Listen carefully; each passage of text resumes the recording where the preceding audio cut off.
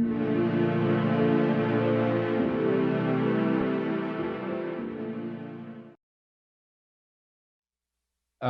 how was it working with Steve Vai? How was it? What was it like? Man, you know, bro, fucking Steve's the most positive person on earth, and he just, I don't know, like when you're in the room with him, he will look at you and look you in the eye and speak to you like you're the only person on earth, and it just makes you feel fucking like awesome. And just from the moment that like we asked him, at the 2020 NAM show, like, hey, would you ever be open to like guesting on one of our songs? And he was so into the idea, to the moment where 2 years later, we had the track and like brought it to his house and showed it to him in person, and just getting to like also show him other songs on the record. Like imagine, you know, like making an album and then showing it to like your idol, just that's fucking cool. Like getting to show your music to your idol. And then to add to that, asking, hey, this is the song. Are you down? Are you still down? And him being like, let's do it. It's just fucking awesome. Just like a dream come true, really.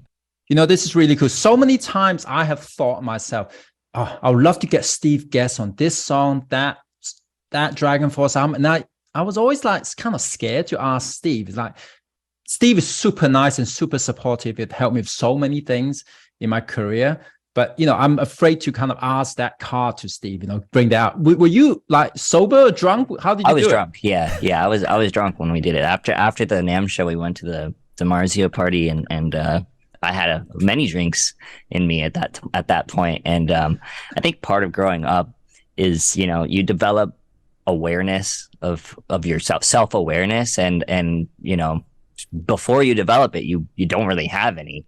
And I'm kind of glad that I didn't, because I had the balls to ask Steve that question, and it turned out great, and I'm just happy that it happened.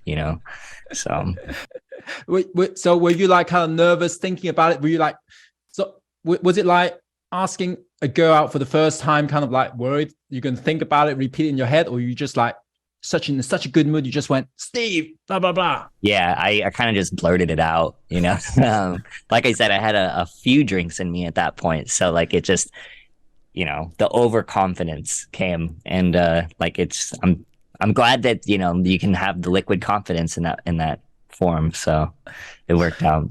Like I'm since 2020, after meeting Steve, and like I said earlier, like when you talk to Steve, he looks you in the eye and you feel like you are the only person in the room. And he just has this energy that like gravitates people towards him, and it's so warm, and it's very like, it's no wonder he's been in this business for as long as he has, outside of being fucking sick as fuck. He's just a sick person to be around. And I had to think to myself, like, I want people to think of me in that way when I meet them. I want to give that same energy. So like since 2020, like I've been very conscious of, would Steve do this, or just like be like Steve, and so like I've definitely put in a lot of effort to try and make up for the debauchery that we were going around doing in like the earlier days.